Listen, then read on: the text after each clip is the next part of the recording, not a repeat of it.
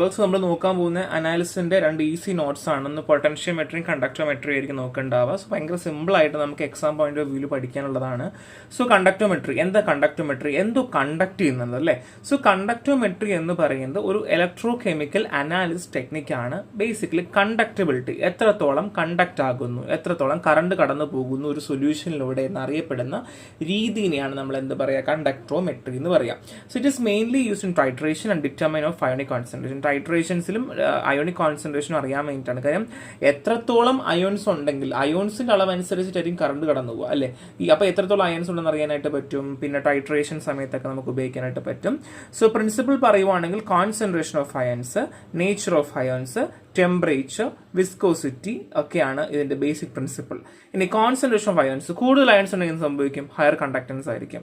Nature of ions, highly mobile ions ആണ്. അതിപ്പോൾ H+OH ഒക്കെ ആണെന്നുണ്ടെങ്കിൽ കൂടുതൽ കണ്ടക്ടൻസ് ഉണ്ടായിരിക്കും. ഹയർ ടെമ്പറേച്ചർ ആണെങ്കിൽ മൊബിലിറ്റി കൂടുന്നു, കൈനറ്റിക് മൊബിലിറ്റി കൂടുകയാണ് ചെയ്യുക. വിസ്കോസിറ്റി അത് മീഡിയം. ഹയർ വിസ്കോസിറ്റി ആണെങ്കിൽ അയൺസ് മൂവ് ചെയ്യോ, നല്ല കട്ടിയുള്ള വെള്ളത്തിൽ നമുക്ക് കൈയിട്ട് കലക്കാൻ പറ്റും, പാടാ അല്ലേ? സോ കണ്ടക്ടൻസ് കുറയും.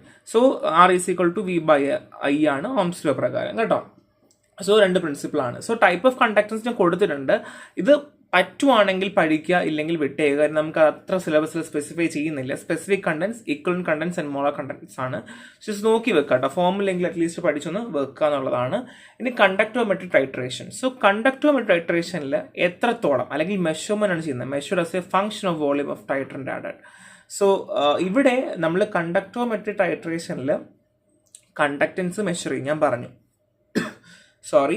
ഇനി strong acid vs strong base, weak acid strong base, strong acid vs weak base and weak acid vs weak base. ഈ രീതിയിലാണ് നമ്മൾ ഇതിന് ക്ലാസിഫൈ ചെയ്യുന്നത്. So strong acid vs strong base ആണെങ്കിൽ conductance decrease as H+ ions are replaced by Na+. ഇവിടെ Na+ഉം HCl ആണ് അവിടെ കുറയുകയാണ് ചെയ്യുക. Neutralisation, conduction increase due to XOH. പിന്നെ ന്യൂട്രലൈസേഷൻ ചെയ്തതിനു ശേഷം നമ്മൾ XOH ഉള്ളതുകൊണ്ട് കണ്ടക്ടൻസ് കൂടുകയാണ് ചെയ്യുക. വീക്ക് ആസിഡ് ആണെങ്കിൽ ഗ്രാജുവലി കൂടുകയാണ് ചെയ്യുക. Because CH3COH ionises slowly and sharp increase after neutralisation due to XOH. So ഷാർപ്പായിട്ട് ഒറ്റ രീതിയിൽ പെട്ടെന്ന് കൂടുകയാണ് ചെയ്യുക. കാര്യം എന്താണ്? OH. ഇതിൽ രണ്ടിലും OH ആണ് ലാസ്റ്റ് ഉണ്ടാവുക. OH ഉണ്ടാവുന്നത് കൊണ്ട് കണ്ടക്ടൻസ് കൂടുകയാണ് ചെയ്യുക. ഇനി സ്ട്രോങ് ആസിഡ് വീക്ക് ബേസ് ആണെങ്കിൽ ആദ്യം കുറയുകയാണ് ചെയ്യുക. ന്യൂട്രലൈസേഷന് ശേഷം എന്ത് ചെയ്യുന്നു? Small changes due to weak base. So weak base കാരണം എന്ത് ചെയ്യുന്നു? ചെറിയ ചെറിയ മാറ്റങ്ങൾ കണ്ടക്ടൻസ് ഉണ്ടാകുന്നു. ഈ weak acid base weak base ആണെങ്കിൽ conductance changes are very slow due to weak conduction. ഇവിടെ കുറയുകയാണ് ചെയ്യുക. അപ്പോൾ സ്ട്രോങ് ആസിഡിലും വീക്ക് ആസിഡിലും OH ഉള്ളത് കൊണ്ട് തന്നെ അവിടെ കണ്ടക്ടൻസ് ഉണ്ട്. ഇവിടെ ആണെങ്കിൽ NH4OH ഉള്ളത് കൊണ്ട് സ്മോളർ ചേഞ്ചസ് ഉണ്ടാകുന്നു. ഇവിടെ ആണെങ്കിലോ വളരെ കുറവാണ്. ഈ രീതിയിൽ വേണം കണ്ടക്ടൻസ് ടൈട്രേഷനിൽ ക്ലാസിഫൈ ചെയ്യുന്നത്. അഡ്വാൻറ്റേജ് പറയുവാണെങ്കിൽ ഇൻഡിക്കേറ്ററിൻ്റെ ആവശ്യമില്ല. സോ ഈവൻ വെരി ഡയറക്റ്റ് സൊല്യൂഷനിൽ പോലും ഉപയോഗിക്കാൻ പറ്റും. Weak acid based titration where pH indicator feel. So pH indicator നമുക്ക് എപ്പോഴും കിട്ടണം നിർബന്ധമില്ല. അതിൽ പോലും നമുക്ക് ഉപയോഗിക്കാൻ പറ്റും. റാപ്പിഡ് ആക്യുറേറ്റ് മെത്തഡാണ്. കാര്യം കണ്ടക്ടൻസ് അല്ലേ, എളുപ്പമാണ്. ആപ്ലിക്കേഷൻ പറയുവാണെങ്കിൽ titration of acid base, purity test ചെയ്യാനായിട്ട് പറ്റും. സോൾട്ട്, അയോൺസ്, ഇലക്ട്രോലൈറ്റ്സിന്റെ കോൺസെൻട്രേഷൻ അറിയാൻ പറ്റും. Ionic reaction and kinetics. So basically നമുക്ക് ഓൾറെഡി അറിയാം ഈ അയോൺസിന്റെ കൈനറ്റിക്സ് എങ്ങനെയാണ്, അതിന്റെ മൂവ്മെന്റ് എങ്ങനെയാണെന്നൊക്കെ നമുക്ക് അറിയാനായിട്ട് പറ്റും. സിമ്പിൾ അല്ലേ? ഭയങ്കര എളുപ്പമാണ്. ഒന്നുമില്ല. എന്താണ് കണ്ടക്ടൻസ് അറിയാം, അത് ഫസ്റ്റ് കാര്യം. എങ്ങനെയാണ് കണ്ടക്ടൻസ് വർക്ക് ചെയ്യുക, പ്രിൻസിപ്പിൾ അറിയാം. പിന്നെ ഡിഫറെൻറ്റ് ടൈപ്പ് അറിയാം. സ്ട്രോങ് ആസിഡും വീക്ക് ബേസ് ആണെങ്കിൽ ലാസ്റ്റ് OH ഉണ്ടാവുക, കണ്ടക്ടൻസ് കൂടുന്നു. സ്ട്രോങ് ആസിഡും വീക്ക് ആസിഡും ആണെങ്കിൽ എന്ത് ചെയ്യുന്നു? അവിടെ കുറവായിരിക്കും എന്നുള്ളതും കൂടെ പഠിച്ചു വെക്കാം. ഇനി potentiometry. So potentiometry is an electrochemical technique used to determine concentration of ion in a solution by measuring electric potential. ഇവിടെ തിരിച്ചാണ്. അവിടെ കണ്ടക്ടൻസ് എങ്കിൽ ഇവിടെ പൊട്ടൻഷ്യൽ അല്ലെങ്കിൽ വോൾട്ടേജ് ആണ് കേട്ടോ. സോ ഫോർമുല ഞാൻ കൊടുത്തിട്ടുണ്ട്. നെർസ്റ്റ് ഇക്വേഷൻ ആണ് E=E0 + 0.059y/n log OX red ആണ്. സോ ഈ measurement of electrode potential, E0 standard electron potential, N is number of electron transferred, OX and red RED means concentration of oxidized and reduced species ആണ്. The potential is measured using reference electrode and indicator electrode. So നമ്മൾ ഈ potential അറിയുന്ന 2 basic കാര്യങ്ങൾ ആരൊക്കെയാണ്? ഒന്ന് ഒരു reference electrode ഉണ്ടായിരിക്കും, ഒന്ന് ഇൻഡിക്കേറ്റർ ഇലക്ട്രോഡ് ഉണ്ടായിരിക്കും. ഈ 2 ഇലക്ട്രോഡുകളാണ് മെയിനായിട്ട് ഇവിടെ വർക്ക് ചെയ്യുന്നത് കേട്ടോ. അത് മറന്നു പോകരുത്. ഇലക്ട്രോഡ്സ് യൂസ് ഇൻ പൊട്ടൻഷ്യോമെട്രി എന്തൊക്കെയാണ്? റെഫറൻസും പറഞ്ഞു, ഇൻഡിക്കേറ്ററും പറഞ്ഞു. സോ റെഫറൻസ് ആണെങ്കിൽ സാച്ചുറേറ്റ് കലോമൽ ഇലക്ട്രോഡ്സും സിൽവർ ക്ലോറൈഡ് ഇലക്ട്രോഡ്സും ആണ് നോർമലി ഉപയോഗിക്കുക. ഇൻഡിക്കേറ്റർ ഇലക്ട്രോഡ്സ് ആണെങ്കിൽ glass electrodes, platinum electrodes and iron selective electrodes ആയിരിക്കും ഉപയോഗിക്കുക. എക്സാമ്പിൾ കൊടുത്തിട്ടുണ്ട്, പറ്റുന്നതിൽ നോക്കി വെക്കാം. ടൈപ്പ് ഓഫ് പൊട്ടൻഷ്യോമെട്രിക് മെത്തേഡ്സ് ആണെങ്കിൽ ഡിറക്റ്റും ഉണ്ട്, പൊട്ടൻഷ്യോമെട്രിക് ടൈട്രേഷൻ ഉണ്ട്. ഡിറക്റ്റ് എങ്ങനെയാണ്?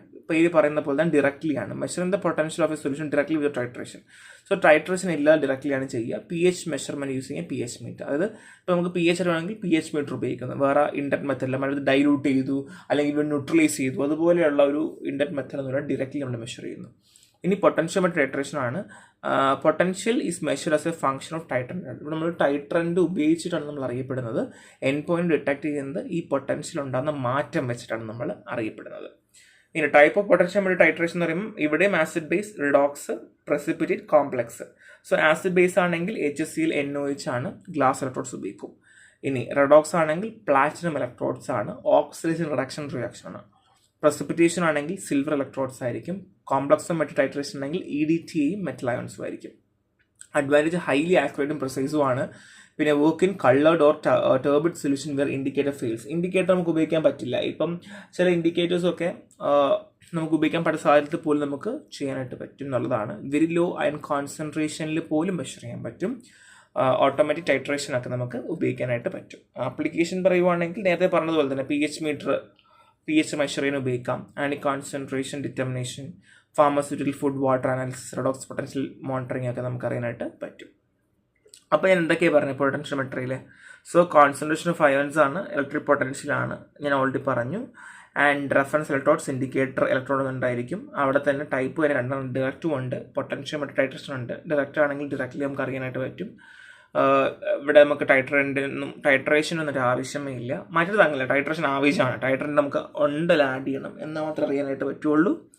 പിന്നെ ആസിഡ്, റിഡോക്സ്, പ്രസിപ്പിറ്റേഷൻ, കോംപ്ലക്സോമെട്രിക് ആണ്. Highly accurate and very easy to use. ഇൻഡിക്കേറ്ററിൻ്റെ ആവശ്യമില്ല. അതൊക്കെ നിങ്ങൾ മനസ്സിലാക്കിക്കോളാം. കേട്ടോ, എല്ലാവർക്കും പെട്ടെന്ന് മനസ്സിലാവുന്ന 2 ടോപ്പിക്കാണ്. ഇതുപോലെ നമുക്ക് ഈസി നോട്ട്സുകൾ അപ്ലോഡ് ചെയ്തുകൊണ്ടേയിരിക്കാം. സോ നിങ്ങൾക്കത് മനസ്സിലാവും. പെട്ടെന്ന് കാണുമ്പോൾ തന്നെ നോട്ടുകളും കാര്യങ്ങളും മനസ്സിലാക്കാൻ പറ്റും.